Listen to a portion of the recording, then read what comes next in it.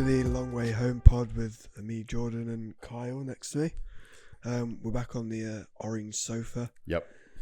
Managed to get together for this one a little bit later than we would like, a week later than the Chinese Grand Prix, but we'll try and upload it as quick as we can for you. Yeah, we will. The plan is to blast home today and record it, get it edited as fast as possible, and we'll hopefully have it out by Monday, tomorrow. But we'll see. That's on you, mate. That is on me. That's I need to learn these on me. things. But yeah. But yeah, it was an interesting Grand Prix. I was in Ireland, so I didn't watch it live. But thankfully, my grandma had it on record, so I've managed to catch up. I will be honest, I've not watched the sprint. I've just watched the highlights. Oh, so I watched the sprint. You've watched the sprint and the race. Yeah. Have you watched qualifying? I didn't watch qualifying because I was at football. Right. But I watched What the others. The gist is. Know the general gist, but we'll give our thoughts and opinions in the recap of the China Grand Prix, and we'll talk about lots of other random stuff as well, probably. So, what do you want to talk about the sprint, or do you want to talk about? Yeah, that happened first. So, all I got from the qualifying was that Perez didn't make it. Yep. Just didn't make it out of the pits. Everyone else did. And then, obviously, it just went straight. I didn't really make any notes after that. Yeah. It went straight into the sprint. From the sprint, I just basically gathered that Hamilton going wheel to wheel with the Mercedes again. Mm-hmm. Similar story to Melbourne. That went on for quite a few laps, but the Mercedes just had the edge. Yeah. Again on the straights, it just seemed to have that little bit extra, and just blasted away from them. And then Hulkenberg was retired, which was bad for me. Which he was running in a pretty good place, but he had to retire the car. I found myself, because of the Fantasy League and also the predictions. Now I'm seeing like Hulkenberg. To be fair, I'd like them to do well, but I'm just like, thank God they're out, because it helps with my predictions, putting them at the bottom. But I think they've already got points on the board, haven't they, with Bortoleto? So, Yeah. But yeah, the sprint was interesting. First one of the season, first one in the new cars. I think they look nice. They look nice and racy. I know the whole hybrid is still being very contentious. People are skeptical about it, aren't they?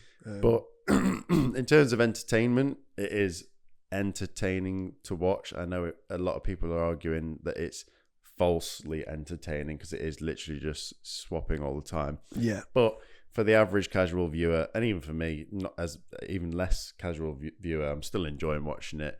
It's better than watching 22 cars just follow each other around in a conga. So yeah, I think that the last, obviously the DRS made it that they could only overtake at one or two places on the track. Most of the other times, you rarely see an overtake done anywhere else. But the boost seems to incentivize, well, I can do it anywhere. Yeah. If I use it correctly, and still have to use skill to keep the car on the track, because all the drivers have said they're really twitchy, these cars. Yep.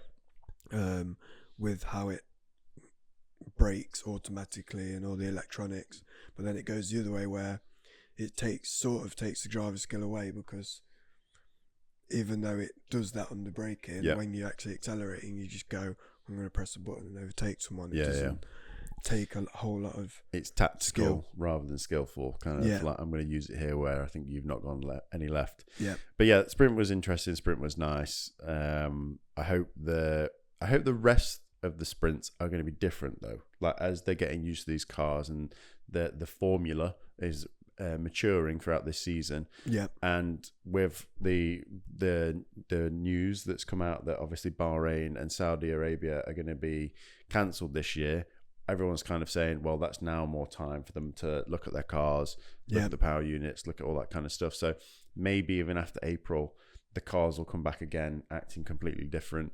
So I don't know which one is the next sprint race, but yeah, I'll be looking forward to see how that one compares to this first one of the season. I don't know if they had any sprint races planned for Bahrain or Jeddah. No, whether they'll move one. If they did, they might move one. But if they didn't, then I think, is it Miami? Maybe Miami's the next sprint that they have. I don't know. Maybe. But yeah, and then the sprint was interesting, but then the qualifying was even more for the actual race itself. Seeing Antonelli get pole position, as you kind of said before we was talking, because of a safety car, right? Yeah, so safety car came out. Again, I didn't fully watch it, but that's from my friend Jacob. He said that he basically got it because no one else could essentially get their lap in after that. But he still had to do the fastest time. So kudos to him. Yeah, he's smashing it, to be fair, for second season, is it? Second season. Second season. F1, yeah. And Toto's got a big fat grin on his face every time now. Yeah. Because there is, I saw some reels or a clip of the radio message saying, yeah, doubted you. This should got you in a different car. That's from when he won, yeah. Yeah, so yeah, that's a nice touch from Toto. Which him on pole, and I remember seeing him on pole position start of the Grand Prix race, and he was so aggressively turned in. I don't know if you remember what it looked like. Well, I think they were all angled, like, but he was like a good couple of degrees like that way. Yeah. Closing off any gap for who was behind him. Was it Hamilton or Leclerc? Both Ferraris. Ferraris, I think. But yeah, I think it was Hamilton because he tried to go through the middle at the start, and Kimi blocked it off, and then he went round the outside, didn't he, and got in front basically. Yeah. But yeah, the start. I think a lot happened at the start of the Grand Prix that was interesting to analyse. First of all, you said in the last pod that we had, like, I can't wait to see a full 22 driver start. Oh, well, we've got to wait another time for that. I mean, did we have a full 22 for the sprint? I can't even remember. But in terms of an actual Grand Prix race, didn't make it. Yeah, a Sunday, still not had 22 drivers start. No. Which, that again, being able to watch that at some point, will that cause even more chaos? Maybe it's cursed. Maybe we won't get one. Maybe we won't. Imagine that, the whole season, no 22 drivers start. Yeah. But we had no Oscar, no Lando, no Bortoletto, and no Albon. And I can't remember all the reasons why. But I only know the McLarens, and they've not fully said why. Into great detail. At the time, when I was watching it, they said electrical issue.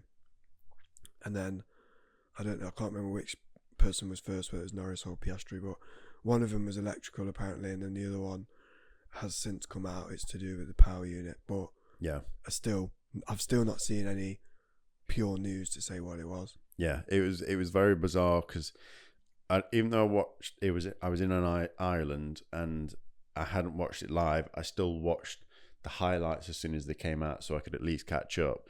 And it was very weird to see that both McLarens. There was holes in the grid, and I was like, "What the hell is going on right now?" Being out of the loop and not able to watch all the preamble and all that kind of stuff, I was like, "What's gone on?" Like, that was why one of the drivers was able to just zoom through because he didn't have anyone. Yeah, no gap. I can't remember who it was. I can't remember if it was Lindblad. Who the hell is Lindblad? Well, again, who the hell is Lindblad? Who the hell is Lindblad? Yeah, I think it was someone further back that literally just went, "Oh, I've got loads of bits. Yes, I'm using all my boosts because I've not got to wait in case someone bogs down in front of me. I can just literally go off." I think that's an interesting thing to say about the start is Verstappen had a very terrible start, and I think it's interesting that lots of different teams seem to be struggling with the start, and obviously it all kind of Ferrari aren't. Well, they know that, and that was that. I think you liked one of the F1 reels, and it was about Bernie Collins explaining about, was it the turbo sizes? Yeah, the turbo. So the Ferrari turbo is smaller. Yeah. So it winds up more quickly. But it doesn't give them as much. Doesn't give them as much straight line power, which is why they're having the issue. Yeah. Overall, but in terms of a quick off the cusp, they can just whiz. That's why they're so much quicker off the line. Yeah. But I sort of get why they've done it, but then I think it hinders them in the long, because the race especially isn't somewhere just like about China. the start. China's got that huge long straight, hasn't it? Yeah, but even if they were on pole and they'd got a really fast start, yeah, the Mercedes eventually would catch up. Yeah, So I don't with think the straight it line really speed. works. No, it doesn't. with the overtakes and the boost and all that kind of stuff. Maybe they were hedging on because the boosts give you so much to overtake anyway. Then they won't need it. Then the bigger turbo. Yeah, you get the overtake within 1 second. You can just always get track position to start off. Yeah. Maybe get out of all the drama that might kick off on first corners and all that kind of stuff with the start of a Grand Prix. We can just whiz around everyone, but it doesn't seem to happen that way. And maybe it'll change as the rest of the season goes. Well, all I keep hearing is the next race they'll have a new pack. Right. Ferrari. But they was meant to have it for this one. They said the Macarena wing's going to come out, but it didn't.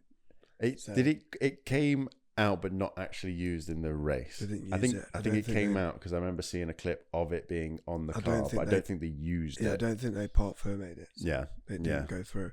But yeah, I've not seen it properly. Yeah, do you know what? I mean, I'm not an Adrian Newey, like an aerodynamicist, but I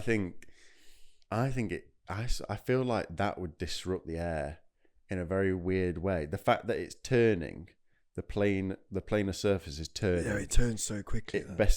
I mean, kind of, yeah. But like the other ones slams. But the other ones literally just go bang, bang. That's it. Yeah. This kind of rolls over, and I feel that would like properly like mix up the air. The fact that it's having to do a full 180. Yeah, but I think the end product is meant to be more beneficial. Yeah. So even though it might disrupt it for like, well, it's not like it's doing a second corner, is it? So it's not going to like cause weird downforce on the back end. They're already kind of going in a straight line. So, but the Verstappen had a terrible start. There was the start, which again we said like Kimi angled quite aggressively. Yeah, Lewis did try to go down the middle, but got cut off. But then he just whizzed around the left hand side. Yeah, he come out on which was insane to see. And then did it start with both Ferraris just being in front, or was it a sandwich again with? I can't remember. They were all squabbling. It went back and forth so many times. I think in the main, Kimi stayed out the front in the main, but then they seemed to squabble. I've got in my notes Antonelli had passed Hamilton by lap 2, so I think Hamilton got in front. So they had a faster start with the turbo. Yeah. And then Antonelli caught up and got past him. And then him and Leclerc were squabbling. Yeah. Russell started squabbling with them. Yep. And then in the end, I think Ferrari told Leclerc and Hamilton to stop squabbling. Mm-hmm. But people are a bit upset about that because they should be allowed to race. They're not. And also Leclerc over the radio was like, I quite enjoyed that. That was quite fun, that. And I think for some parts Leclerc was quicker. But they just told them to stop squabbling. I think half of it was because... I guess it's risk mitigation, just to be like, just in case. I think in their heads they were like, Leclerc got quite a few podiums. Yeah. Hamilton didn't get any. Let's give him a podium. Yeah. To get him going, maybe. Get him motivated and enthusiastic. Yeah. Also on the start, a lot happened on the start. That's what I mean. It's all like... So like, Ferrari's got ahead, Antonelli got back by lap 2, but I think on lap 1, just even on the opening lap, not only was the squabble at the front with the Ferraris and the Mercedes, but Behrman and Hadjar were absolutely going at it on the first lap. I did note that down actually, so yeah. And then Hadjar, I don't know if there was contact. I think it was just kind of racing-y, whatever. But then Hadjar, so I remember now. Behrman went round a little bit, kind of, what would I say, on the inside, maybe a little bit cheekily. Then that caused both of them to go off the track. So I don't know if it was seen as like overtaking off the track. But then Hadjar got past him anyway, kind of thing. But then that caused Hadjar to be unstable. And that's when he then spun out on his own accord. So it was nothing to do with Ollie. He technically got the position back, but then got the position back, spun out. And then Ollie, again, these rookies have got such good reflexes. He was about to T-bone him and just like whipped the car to the left and went round at the outside. So we've had Colapinto nearly go in the back of the gearbox and one in Melbourne. I think they were scrapping in the sprint though as well. Wouldn't surprise me, yeah. Did you say Colapinto didn't make the race? No, Colapinto, Bortoleto, Albon, Lando, Oscar didn't start the race. I think it was Colapinto and Behrman in the sprint that were scrapping as well.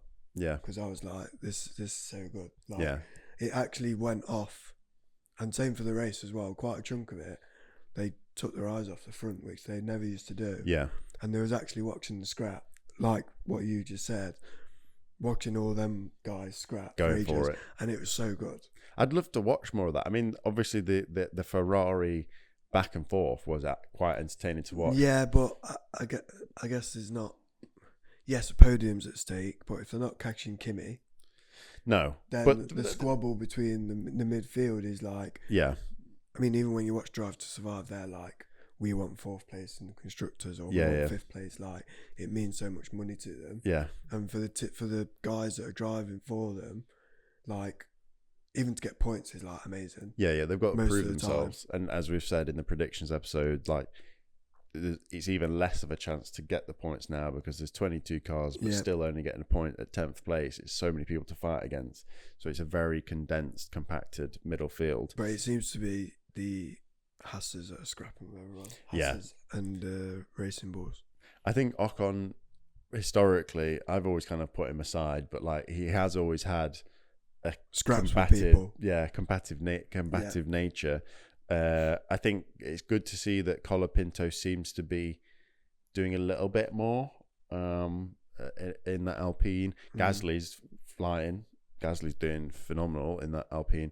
In the first race, had kind of counted them off because I know that they were pitched quite high in the predictions and the testing, and then Melbourne didn't really show much. I feel like to me, but then it seems like they've definitely pulled it back in Gasly. It's nice to see Gasly doing something good. Yeah, I put them down on my prediction. Alpine a little bit down on mine. Yeah, I put them down on mine because I've always thought they've always said that every season, like they're and then they're flopping, like kind of thing. So they might still do that this season. It's only I forget we're only 2 races into their thing. Yeah, but when you had a long sprint, way to go. They've took 2 races off there as well. Yeah, when you put a sprint in, it feels like more of a weekend. Yeah, because there's like the sprint race and then our race. It almost feels like two races or 2 Grand Prix have already gone on. Yeah, and I was trying to be like, when's it on? And then I saw that the sprint was on at a reasonable time, so I was like, I'll watch that. Yeah. And then it goes into qualifying. You're like, well, I can't watch all of that. Yeah. But like, I was trying to like get as much in as I could. Yeah. But it was a really good start. The rookies, like I say, their reaction times are pretty insane. Colapinto saving himself last weekend, Hadjar and Behrman saving himself this weekend, and it just shows you. I can't remember who was saying it, but like it's severely underestimated how much skill it's taken to drive these cars. As you've already said as well, with how twitchy they are, how little control they now have with certain elements of the car. Yeah. To even have I guess you're not even really thinking about it. Your arms would just move yourselves if you saw that car horizontal on the track. Yeah. But like the trust in the car to be able to take that with seeing how twitchy they are sometimes, to just whip the wheel and move out the way without then spinning out yourself or something like that is pretty big yeah, cojones. I think, like I said, it goes both ways with the skill. I think an element of skill comes off them. Yeah. And then it's also added because they're dealing with another another element of the car, I guess, that they not usually have.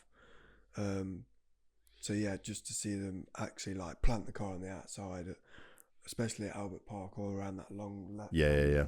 Where they just go around and then go around the outside, like just to do that and have the like most. I know they're not the average person, but that it still. Most people wouldn't be able to do that. No, it would be terrifying. You wouldn't be able to just jump in it and do it. No. And I think I saw an onboard with Leclerc in his helmet, and he's like wrestling the car. Yeah. Like they're always correcting these cars. Like it's not just like, oh, I'm going around the corner, I've got loads of downforce. It's like, oh, I've got in, oh, it's going to go, and I'm going to correct it. And you just see them wrestling with it, and that also takes a lot of skill. It's another dynamic that, like you say, they have to toy with and have to understand as they kind of again mature along with these cars throughout the season. Yeah. But it will be interesting to see what happens. Talking of the power units, do you think there'll be at the end of this year some kind of change in the tune on it? Maybe not for 27, but like saying, do you know what, in the next whatever regulation 2029 or whatever or something like that, we're actually going to pull back, or do you think they're going to double down on it? Depending on how the season goes. Yeah, I don't. I think a lot of the the diehards, true fans would like, if you could abolish this tomorrow, I would. Even if it is entertaining to watch, just get rid of it. Most of the drivers would as well. My preference would be not to have it. Yeah, me too. I'm not saying I hate it, but my preference would be just to say, okay, we're going to use carbon neutral fuels. Yeah. It will cost a lot more, but that's what we're going to use. That's what makes it economic. Yep. Environmentally friendly. If that's the only reason we're using these batteries, right? Yeah. So I think if they go down that route instead and just put, interestingly, my dad said to me, Formula 2, they're still using bigger engines, so they have a bigger engine than F1, and some of the some of the speeds that they're going are slightly quicker in the 2. Oh wow. So I mean, the source is my dad, but I'm not double checking. But yeah, I think some of the lap times they're getting quicker lap times because they're not carrying a battery. It's just a really light car with a bigger engine. Yeah, that is interesting. And the fact that that's what I don't get. Why? Yes, F1 is the biggest, and they want to show from the top down. But if you're not going to install it in F2 or at least have a smaller engine in F2, then what's the point? Yeah. I wonder, because I don't actually know how the car's made and the batteries and all that kind of stuff, but I wonder what we've all seen, like an electric car have a fire, and they're pretty freaking aggressive, and I don't know if they're the same kind of batteries, but I imagine what is a pretty horrific crash going to look like in these? Have they got big chunky batteries that are going to cause huge fires? I know from what I've watched off like Matt Armstrong's videos where he rebuilds the cars, they have a pyro fuse in them. So when they crash, the fuse cuts. Right. So no electrical energy is in the battery anymore. So it can't catch fire. Unless you set it on fire. Yeah. But then again, which you could do. Yeah, it could. Because we saw, if it spontaneously combust, that's different. Yeah. But if I'm thinking like Grosjean, like a Grosjean level crash. But that was a crash, so it cut out. There's no electrical thing going to it. If the rest of the car was on fire, would it? Which Grosjean's was? Would it blow up because there's no electrical current going through it? I got a clue. They're just cells. Someone, if you know, put it in the chat. If you know about batteries, someone that works for Duracell or something. We're just waffling on about batteries, but I know that the batteries can be pretty dangerous. I would imagine it's more dangerous, but I also think that if it was to, because obviously there's a lot of heat in those cars. Yeah. So if it was, they wouldn't be able to do it if it could all of a sudden just ignite. It seemed like if you compromise the battery, we've seen all the phones, like if you pierce the battery, that just causes it to self-ignite. Like acid, isn't it? You're not allowed to take certain power banks on planes for the same reason, because they could just spontaneously combust. So yeah, I know we've seen some. Have we seen some big crashes already this season?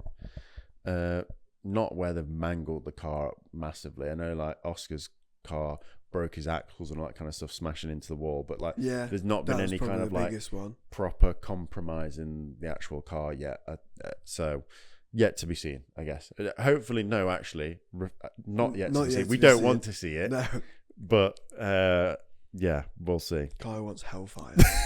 I just want mayhem. What else have I got a minute? So Verstappen didn't have a very good race. I mean, he did in some ways, but he's not where he used to be. Well, he went out. Yeah, which is not good. A lot terrible race. A lot went out in this race. Yeah, Stroll went out. So that's the Stroll and the ugly. It's just the Stroll. There was a lot of Strolls this the weekend just gone. But he's not having a great start to the season. I've watched a clip and I was almost going to make it my clip of the week this week, and I may as well give it an honourable mention. But I was watching him do was it the Nürburgring in the GT3 cars? Verstappen. Yeah, Verstappen. I thought it meant Stroll. And he won't be allowed in there. Yeah, he's just doing everything. Oh, I saw a clip where there's two cars it's like a T, so he's in the middle. Yeah. And he literally just goes, "Thank you very much." Yeah. Goes around the inside. But I've seen this morning he's been disqualified. Oh. They used too many sets of tyres. Oh, how can you not track that and not realise that you've not? Team's stupid. I'm sure he's fuming about it. I'm sure they've literally, was it 3 drivers for 24 hours? I can't remember. I don't know if it was a 24-hour one or not, but it was. Well, they took it in turns anyway. Max did first, and he did the last stint. I know that. Yeah. And he won by quite a long, enough of a margin to say he's definitely better than everyone. Yeah, but then got disqualified. But then not disqualified because of the team. But that kind of sucks. From a racing point of view, you can tell. Yeah, I'm sure he still had fun. He'd still get his money. It's not his fault. Yeah. He looks to be enjoying them cars probably more than he is F1 right now. And he said he wants. I saw a clip saying that he wants to do more of them. So when he's got weekends off. Well, he's got a whole month off now. True. He's got all of April if he wants to go do something else. He said he wants to do Le Mans. Really? Yeah. That would be good to watch him do that. I bet it doesn't.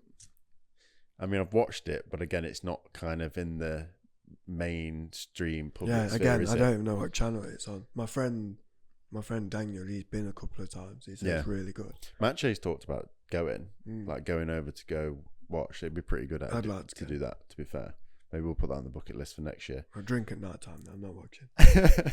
I'll go back in the morning and then finish it off. No, but the nighttime bit's the cool bit.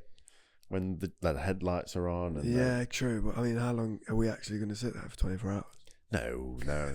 We'll take it in turns, rotations. 3 hours. So all of us sit by ourselves watching the race. 3 hours. I'll watch it for 3 hours whilst you have a nap, and then I'll watch. We'll rotate out. But yeah, he's not having a great time. I'm hoping he does have some form of a comeback with the car. Well, we wrote him off last year, so I'm not saying nothing. Yeah. I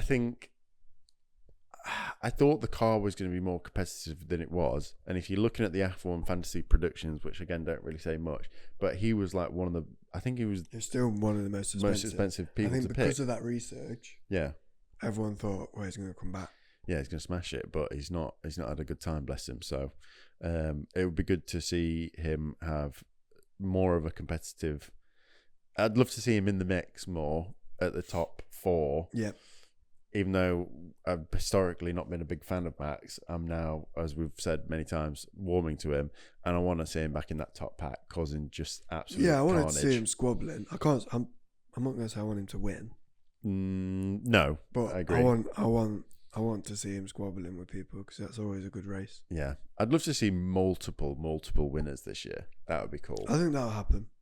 I mean, the amount of DNSs that we're getting, never mind DNFers. Yeah. Didn't even start. We're not. I think we're getting a real mix of. For instance, Hulkenberg didn't finish. The week before. But then got a stronger finish. This week. I'm still backing my claim that Audi are good. It's been so hard to do the F1 fan. I've changed my team so much. I got over 400 points this week. It was decent going that. I think. I'm catching Jacob. Have you done any changes between when it started DT, or have you just left it? No, I changed it after Melbourne. Right. Okay. I think I only changed like a driver. Right. Money was an issue. Yeah. I've now made a geeky spreadsheet, and every time I go on, I see what the prices of the drivers have been fluctuating, and then I add up the total cost of my team to see if because it's all basically how much can you transfer afford. them out. Yeah. Yeah. And Jacob's team's got, I think, Mercedes and Ferrari as his constructors. Yeah, and he's got really low drivers.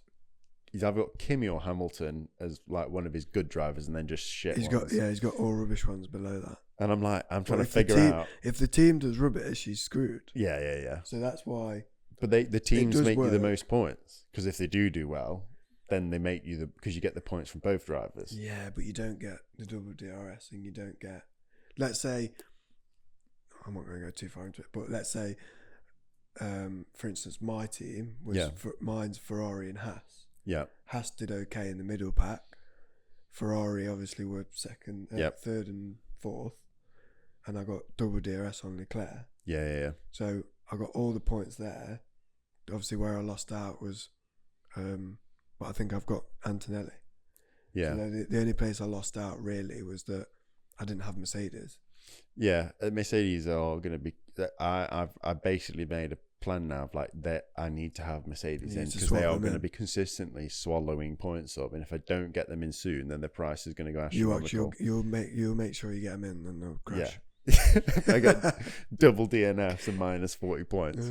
But I think I've made a risky choice for next week because I'm basically just hedging all my bets that prices for some of these will just keep going up. And then once they start to do a bit shit and they start to turn around, then I'm going to sell out. But it's almost as Using the same stocks as and shares logic. but it's not going to work. So I'm probably going to the bottom of the leaderboard by the end of the year, but who knows? But overall, the race was a good race, Yep. and the outcome at the end of it, really lovely to see Antonelli get his first win. Yeah, first Italian to win for quite a long time. 20 years, I think it was. I think Yeah. they said. Obviously got quite emotional. I would if that was me. Yeah, I'm doing a F1 single seater experience on 12th of April in Silverstone. I'm probably going to be the same. Crying. I'll come 8th, but start I'm like, waving when you finish. thanks everyone. Thanks, Thank you. guys. It's amazing. But yeah, what is he? 19, 18 still? I can't remember how old he is. But I think he's 18 because he passed his driving test last year. yeah. And has he been banned now again already? Oh, I'm not sure I about think he that. wrote one of his cars off or something Doesn't like that. surprise me. But yeah, first win, and probably not the last. And I was looking at there was, I think F1 again put out like a Instagram post showing of all the people on the grid, how many of them have had wins. And I keep forgetting like all these other like dotted people that have got wins. So obviously like further down, like Carlos Sainz, Perez, because when he was at Red Bull. Bull, Bottas when he was at Mercedes. Bottas has got fucking loads of wins. I forget about it. Obviously, the times. It was pretty close with him and Hamilton at a small snippet of time, but obviously Hamilton was the lead driver, so I think a lot of the time they gave him the. But if he had a nightmare or there was, he would, Bottas would win, He was basically his like right hand man. Yeah, drive, as them days, it was like there was a 1 and 2. Bottas is basically what Red Bull have needed for quite a few seasons. Yeah, for Stafford. For like someone just to finish consistently within the top 6 at least, and to cover off other people. Yeah. But yeah, they've just not had it. They've yet. not had it. But Hadjar's better. He's better, Yeah. and he seems to be doing all right in that car. Did he finish the race? I can't remember. I think he did. I feel like we need to watch the highlights before doing I watched the whole thing, but it was a week ago. People are going to come and watch and be like, "Yeah, I can't wait to hear the recap." We're both sat here like this, going, "I can't remember." No, I'm pretty sure Hadjar did finish. Yeah. But yeah, Mercedes won 2. Yep. Again, so. And then Hamilton looking third. all rosy for them. Hamilton third, got his first podium.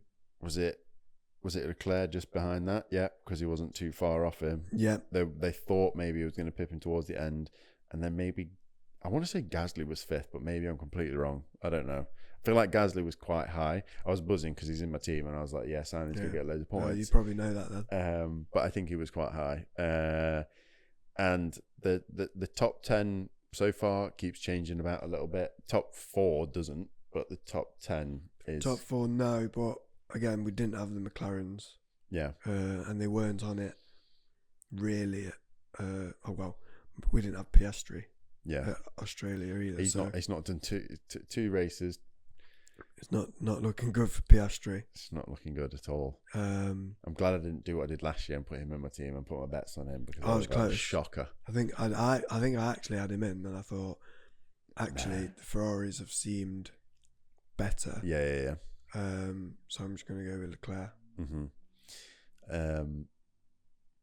I think Japan maybe will be the start. Japan can have bad weather for one. Yeah.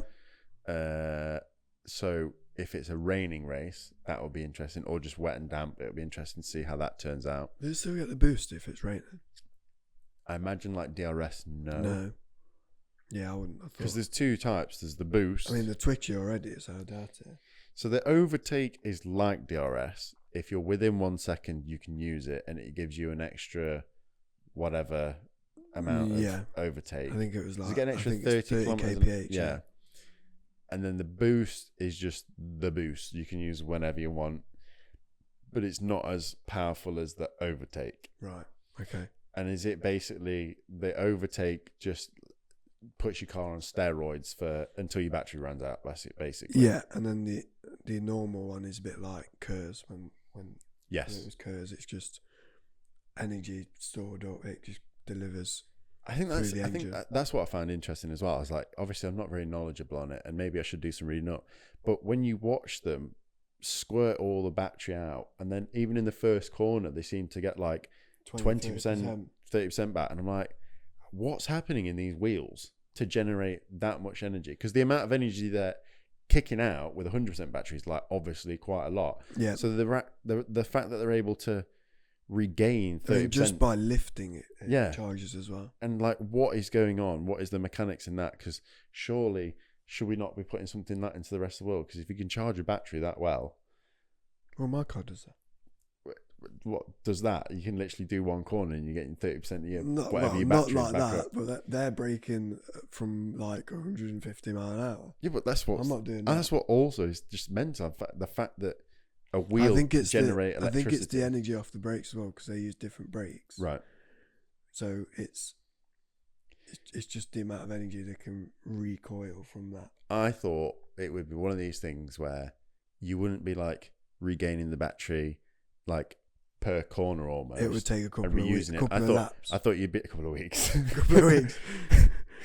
You've got See you next week, guys. Yeah, I've used it battery. in Melbourne. But I thought it'd be like, again, almost like DRS-y. You'd have to wait until like another half of a lap later until it's recharged back up again to be able to deploy I think it. that's down to them again. That's how they're, obviously the computer's doing a lot of the work, but I think it's down to them how much they're lifting. Yeah. So if they are lifting quite a bit and then braking and then able to get good traction from the car, it's just how they're driving the car. Yeah. So obviously we see on the graphic that comes up, it's charging it quite a bit, but I've not seen a it graphic. also drains quite quickly. Have you seen a graphic yet of when they're deploying it? Because I'm wondering if because I know they sometimes just like come out of a corner and deploy 20% of it or something like that just to get off a bit faster. I don't know. I think it's just when they want to. But that's what I mean. I'm wondering if anyone has done an analysis to that depth and shown like an actual part of the racetrack. Do you know when they sometimes show where someone's going faster? Like Russell's going faster on these turns, yeah, but then Piastri's faster on these turns. I've not seen a graphic yet of this is how fat. This is where Leclerc's deploying his boost. Yeah. This is where Russell's deploying his boost. And I wonder if they overlap or not. Like if they're all doing the same points at the same point. Yeah, I'd imagine it's different because you might not even have it at that point of the lap. Yeah. Depending on where you've used it before. But when I'm watching the batteries, it does almost look like they are doing that. Like as they're when almost they're chasing each other. All the batteries seem to be like fluctuating together. Yeah. When they're in that kind of within a second of each other, they're all kind of using them on the same corners, using the same amount. Obviously, there is then the point where someone has the overtake and then they just juice the whole thing. Use the whole lap. But yeah, I think it's still to be seen. And if it's a wet race next week, it could be absolute insanity with 22 cars on the grid. Trying to set off if we get the 22 wet. cars on the grid. I hope so. I hope so. I mean, it probably won't end with 22 cars. No, not if it's a wet race, but it will be interesting. I don't know who would be the biggest contender for causing mayhem the most on a wet race. I think it'd be Stroll, probably. I reckon Kimi tries something and crash. Really? You think so? Just get a bit. So. Well, how do you think Kimi's going to react now? He's got one win. Do you think he'll still play it cool and be a bit humble about it, or do you think he's now got a bit more? Well, last year he started off well. He was getting, he was the best rookie. I think he got podium, and then I think he qualified quite well in a couple of races. But then he had quite a few races where he literally smashed the car up. Yeah. And that's where it was like people were unsure. But it looks better for him this year. Obviously, it's only 2 races, but he seems a bit more consistent with the car. And he's also, because of how much better the car is, it makes it easier. Yeah. Definitely does. I think maybe he will stay pretty humble for the next couple of races, but if he gets seconds or another first, maybe he doesn't. He doesn't seem. It doesn't strike me as He that. doesn't seem hugely egotistical. So I think he's. No, I'm not saying from like is he going to start boasting about it, but like, No. will he get to like Do you're you think saying? he'll get braver and like? Yeah, and that's when he could do something. But I a bit, suppose if he's already at the front, he'll just do what he did last week. just tootle around. Was it 30-second difference or something like that? Yeah, it was crazy. Something ridiculous. In the end. He just pulled away. Yeah. So yeah, looking forward to Japan. I'm probably going to go back and watch some of the highlights of China just to remind myself. Is the before the Japan race one starts. on early again, or is it normal? Oh, I can't remember. I'm I've hoping. not checked. I feel like In fact- previous years they've not. It's not always been I'll check now. having to get up at 4 all the time to watch stuff. Well, last week went 2 at 7. AM. Yeah. Oh, yeah, it was, wasn't it? Yeah, because I woke up at 8 and watched the highlights, I think, or something like that. I'm just checking now. Just checking the times. 6 a.m. It's not bad either. That's okay. I'd be up for that. I went to bed at 5 usually up. a.m. Today? Yeah, 5 a.m. today. Got in at 5. Dirty Woke up stopper. woke up at 9. Not a dirty stop out. I stayed at You stayed at your mate's house? Stayed at Tom's So you house. stopped out of your ass. You're a dirty stopper. Well, that's true. Yeah, I did stay at Tom's house. He's probably still asleep. Oh. So yeah, should we do clip of the week? Yeah, just while we're still on F1. Go on, yeah, sorry. Jonathan Wheatley Oh, has yeah. urgently left Audi due to personal reasons. I think the personal reasons are money to Aston Martin. It's been widely rumoured since Newey has stepped down. Sorry, I should have said that before. Yeah. Newey has stepped down as principal. He doesn't want to do all of it. Yeah. Don't blame him. I don't blame him either. I don't think he really wanted it. It just got shoved upon him. Yeah. And I just don't think he's got time to do both. It'd be a different Surely story not. if the car was doing all right as well. Exactly. It'd yeah. stay the principal if it was doing all right, but the car's shocking. Yeah. And they both DNF'd. Stroll DNF'd. I don't know why, but They're just racing. Alonso came in because he's like, no, my hands are numb. Yeah, like, yeah. literally, no wrong with the car. My hands are just numb now. I'm not doing it anymore, kind of thing. Can't remember. Wrestling with the car that much. Stroll's did stop, I think, didn't it? It kind of just like conked out his car, I think, in the race. Yeah, he ended up being out. Yeah. So yeah, he stepped down, and Wheatley. I thought it was, when you sent it me, I thought it was very sus. When they say with immediate effect, I'm like, is it like Horner style? There's something Yeah, I going just on. find it weird how he said personal reasons, but then literally before that announcement came out, people were saying Aston needs someone. And then apparently Newey had recommended get Wheatley Yeah. from Audi, obviously that used to be Sauber. So Is Wheatley the one that was brushing his teeth with 2 toothbrushes in the Drive to Survive? I didn't see that bit. He's the nicey nice guy. The Yeah. nice I think there's a clip where he's like, we're all in this together, guys. Blah, blah, blah. He's very like, he's like they said on optimistic. Drive to Survive. He's not your I can't remember what phrase they use. Like, typical, like not piranha, but like a alligator, bit like a lion, someone that's snappy and crocodile, don't take any shit. Anyway, piranha. I think it was something like that. But they were like, "Are you one of these?" He was like, "No, I don't think I am." No, he seems very like jovial and happy, optimistic. Yeah, warm. but he's worked as a mechanic and worked his way up. So I find it strange how he speaks like that. That level of respect and anticipation He of like he what sounds it's like. very like posh. What he does. Yeah, It's like, oh, it's okay, guys, don't worry. he just sounds posh and Car's like, shit, but it's fine. But like he was a mechanic first. Like, Yeah, I think he'd be a bit rougher. No, I'm not all. No, I mean, Horner's a little bit posh, but he's also a little bit posh. Yeah, but he's. I feel like he's a bit more rough and ready. He's like tryhard posh, Right. whereas like, and Horner's like made himself posh because he's had money. I'm trying to think now. Like, obviously, I don't know what a posh Italian accent is. So, like, is like Why is that? Bonotto. Well, I'm thinking like other people. Oh, I see. Do you have to be posh to be? I mean, Frank Vasseur's not posh, is he? No, he's not. He's He's hilarious. And Bonotto, has he been confirmed for Audi now? I'm not sure. I've not seen anything. I think Bonotto is, because I swear to God I've seen him in the the guy back. with the glasses. Yeah. Who was at Ferrari? Yeah. Yeah, he was at Ferrari and then went to Stake, or no, Kick Sauber, whatever the fuck they're called. Well, Kick Sauber was Wheatley. Yes, So Wheatley's left. Oh, so he and went. Binotto's gone in. Okay. Yeah. So Newey's stepped down. Wheatley, we think, has gone Well, in. it's not confirmed And then that's left yet. the gap there. It's not confirmed yet, but it sounds sus. Binotto's gone in there as the team principal for Audi. Yeah. Which is much better because I've got a picture of Binotto at Silverstone. Oh, did you? And the kit is all. I used to hate that kit. The green one? Yeah, it looked like a kind of monster or something like that. The green. So you'd The like Audi one's like nice. So you'd like the kind of monster. Your name's Kyle. No. I think it just like an esports gaming team jersey. Yeah, I didn't like it. I didn't like the name either. It was like 5 names in one. It was cheap. Same with the. Is that still the same with the racing balls? Have they changed that again? Theirs was RB Visa Racing Balls Cash App. I can't remember what it is Something now. rubbish. To be honest, it's probably just Racing Bulls, I think. But I think they did all that stuff because of the F75 as well. Like they were harping more on it sponsorship. way more, yeah, because Okay. you were going to be on a big screen and all that shit. But yeah, interesting news. Don't think it's going to change much with the Aston this year again. No. But maybe it gives Newey more time to more actually brain put something space. in. Yeah. But yeah, go on then. Clip of the week. Clip of the week. So we'll put it up. Yep. But my friend Sam Rick, who's also a lover of cars, sent me a clip of an orange Singer. I don't know the model. I'm not too familiar with the models. Yeah.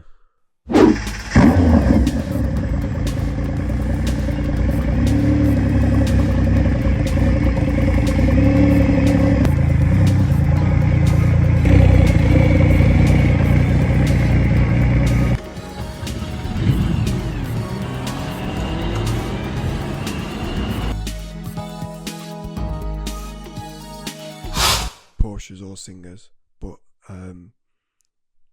really nice car. It looks good. And that since he sent it me, I have my algorithms I just think all over him, and it's also showing me loads of like remods of old Porsches. Yeah. And I'm like, I would actually have an old Porsche. Yeah. I don't think I want a new one. Have you I'd have seen an the old video with Chris Harris in one on a track with the guy that I What, a Singer? Yeah.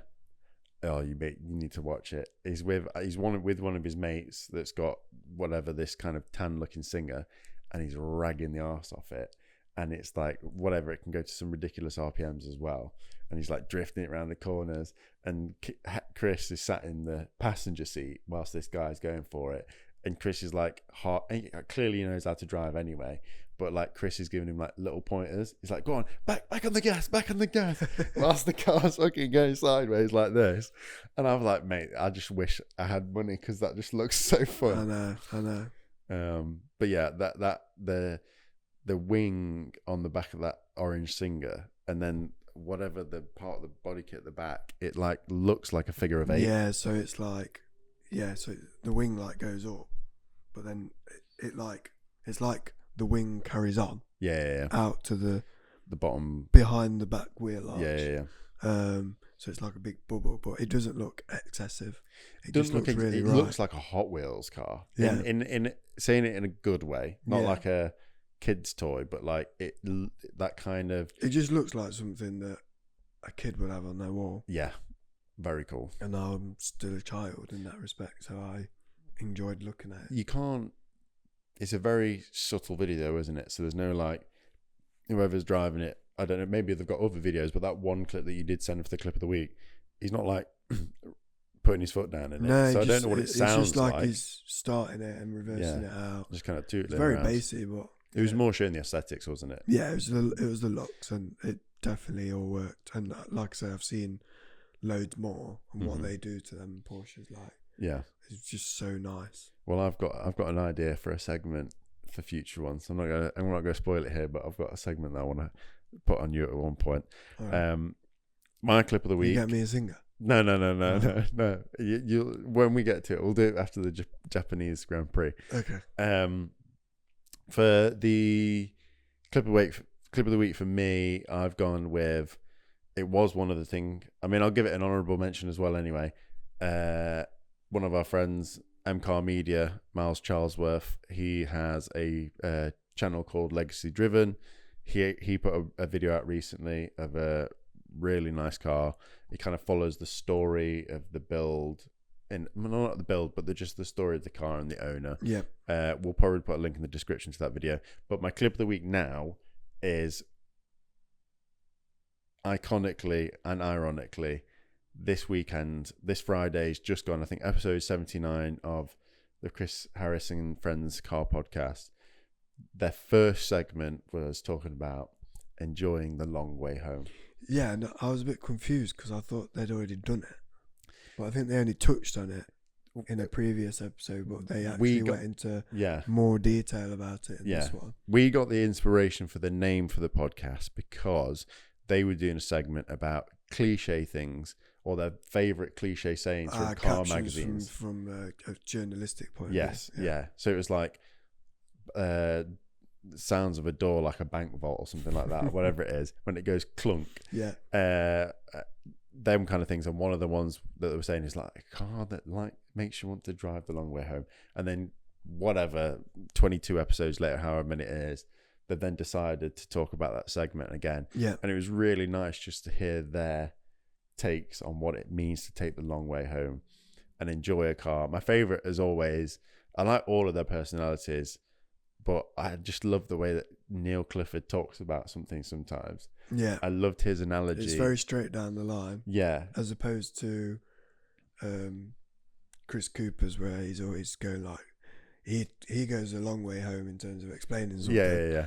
But I love that also. But he also always has amazing analogies. Yeah. About the burger. Yeah. One, like, he always has really good analogies. So there's both sides, but yeah, go on. What? Yeah, I was just gonna say with like Neil Clifford, he was talking about how the analogy he made. He was like, he likes driving the cars, and he'll do the commute home, and he'll be like, right, that's the bit of driving that I've needed to do. But then he'll do a separate piece of his brain. He'll do an extra drive, and his wife will be looking at his Find My iPhone or whatever, and he's just like, where are you going? You just drove past the house. Where are you going? He's like, I'm going for a drive. He's like, well, you've just drove home. Yeah, he goes, no, but that's a different kind of drive. Now I want to go do my drive that I want to do. Yeah. And do you know what? I think we piggyback on the challenge that Chris Harris put out. He was talking about, and I've always thought about this, having novelty. Is when you've seen a road, but you don't know what's down that road. Yeah, like it's super local. You drive past it every day on your commute, but you think, I've never been down there, don't know what that is. But then just go and explore it. Just go down it. Because I had one of them experiences last year. We had a roadworks in our little village, and it was a diversion, and it was one of these roads that I thought, in all honesty, could have just been a dead end. And I took it, and it was just big, windy, like country roads. I was like, what the hell? This has been in my back garden the whole time. I did not know at all. Very much a one track, so you couldn't rag it down there. You'd probably write yourself off. But just nice to kind of like go over the hills, the undulating road. Really nice. So yeah, definitely we'll probably do it ourselves. The next time I've got a road that I want to drive down. I've already driven down it, but if I ever get a nice car again or rent one, there's a road and it goes through. So instead of coming back from Stockport through all the way down the A6 and going through Buxton, because that way is just literally like an A road, and then it's like through a little town. The other way, it takes you higher up, right? And the road is literally on the edge of a cliff. Oh, and I think there's loads of walks around there as well. I've drove there before to do a walk. Yeah, and that it's so steep. It says it's got the signs where it's like the percentage more than 20% or something ridiculous. It's cameraed. Yeah, but I feel like you could have fun still in between the cameras. Yeah. Because some of the bends, I mean, I did it the other week because they closed that road off. Yeah. But I was in a van. So you can't really. So I didn't have a lot of fun. Because I was like half crapping myself, like, is it going to actually make it to the corner? But view-wise, I was like, this is amazing. I need to come back to this road. Yeah. I think... I can't think of one in the top of my head, but some point this week, maybe even on my drive home today, do it today. I'll find there's a road where I'm like, I've never been down that. I'm going to try it out and see where it takes me. You could come off the motorway early and take a country road. Yeah, I could do. Probably won't do it today because I got in at 5. I got in at 5 a.m. So I'm running on 4 hours sleep. So I probably shouldn't do that. No. But definitely it's some other time. So yeah, that's my clip week. Loving that podcast again. Still listening to it every time. Yeah. At one get point, a little bit of a backlog, but I managed to scrape it back this week. One point we'll probably do want to not actually bring it up in one of the episodes, but I know it's generally my fault that I always bring it up as well. But it's where I get most of my car learning and information. So what can I say? Yeah. So yeah, I think looking forward to Japan. I've already seen that there's a couple of specific race weekend specific liveries coming out. Won't talk about them today, but I guess we can have a look at them as well next time and review some of them. Definitely, I've seen 2 teams announce theirs. If they were legit, I don't know. I think Racing Bulls have got one. Yeah. And Haas maybe potentially Haas, but obviously with Bahrain and Jeddah going to be cancelled with the conflict, they're going to have another break. 2 weeks, it'll be 3 weeks in between the races, won't it? So in that 3 weeks, we'll look to do more of a. We're conscious that we're on F1 quite a bit, but we're trying to keep up with that. So we want to do a more car focused one. Try to get back to Carl's granddad's unit. Yeah. There's also the story of the car museum quite close to where I live, so we want to try and get down there, get some footage for you guys. Yep. Get some more content. So more good things to come. If you want to add your comments, anything that was said today, you agree, disagree, or could tell us about batteries. Yeah. Maybe. Definitely about batteries. Then please do comment, and we'll get back to you and read your comment out on the next episode. Yeah, it was nice talking about the race today, and hopefully we do see 22 cars on the grid next time. Hopefully. If I was betting man, I'd say no. Let's put a bet on it then. I'll bet a $5 that there's 22 on the grid. Oh, I'll bet a $5 there ain't. Right, cool, sorted. Right, we'll see you in the next episode. See you guys, thank you for listening. See you later.